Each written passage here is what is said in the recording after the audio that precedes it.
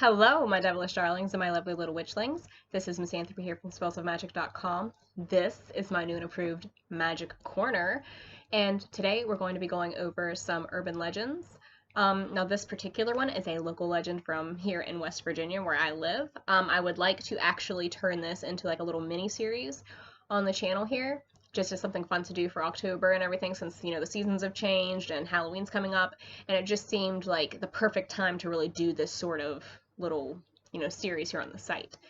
Now in this video today, I'm not going to be giving specifics as far as location and things like that, and I'm not going to give you the woman's name just because I want to be respectful of her and her family, and I don't want anyone going to like her actual grave site and defacing the cemetery or the church located next to it or anything like that.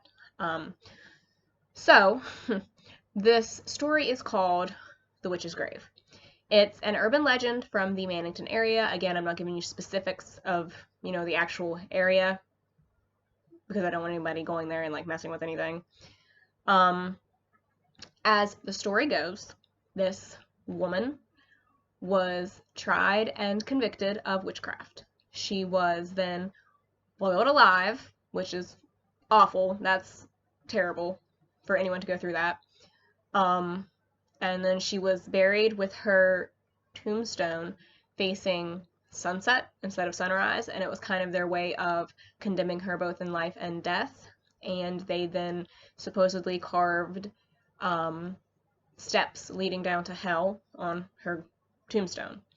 Now, I have actually looked into this. I can't find any information to actually validate or verify that this urban legend has any truth to it. So from what it looks like, this is just an urban legend. Somebody started it, passed it around, and it just kind of took off. According to this urban legend, though, this story says that the woman's tombstone will spin on its own. It'll move on its own, change direction. You can hear her screaming if you go near her gravesite, and you can see her apparition running through the woods and around the cemetery where she's located. Now, I did check out this location several years ago. Her tombstone didn't turn or anything like that.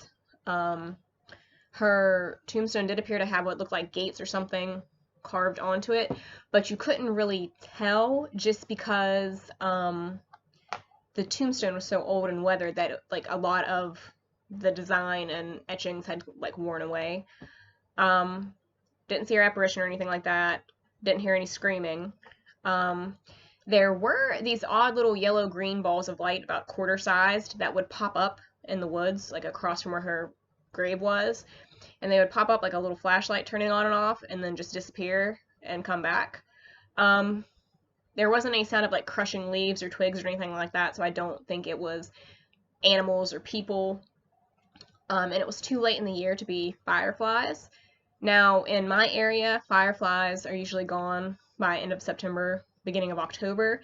And when I actually went to investigate this site, it was late October, early November, so it was very cold, too cold for those type of insects to be out. We also heard whispering, like the sort of sound. There wasn't any words or anything to it. You couldn't make out any specific words or phrases. It just kind of like that off in the distance whispering sound. And you could hear what sounded like drumming. And to kind of understand, let me paint a picture for you here. This church and cemetery, it's located up what looks like an old logging road, so it's like this little hidden turn off, and you follow it all the way up, and then there's like this church and cemetery up on top of this hill. But other than like the way you come in, there's no other way to get up there because it's like a drop off, like it turns into hill and rock on all sides of this area. So there's only one way up and one way out, and you can see if anyone else is coming up there. And so only one there. And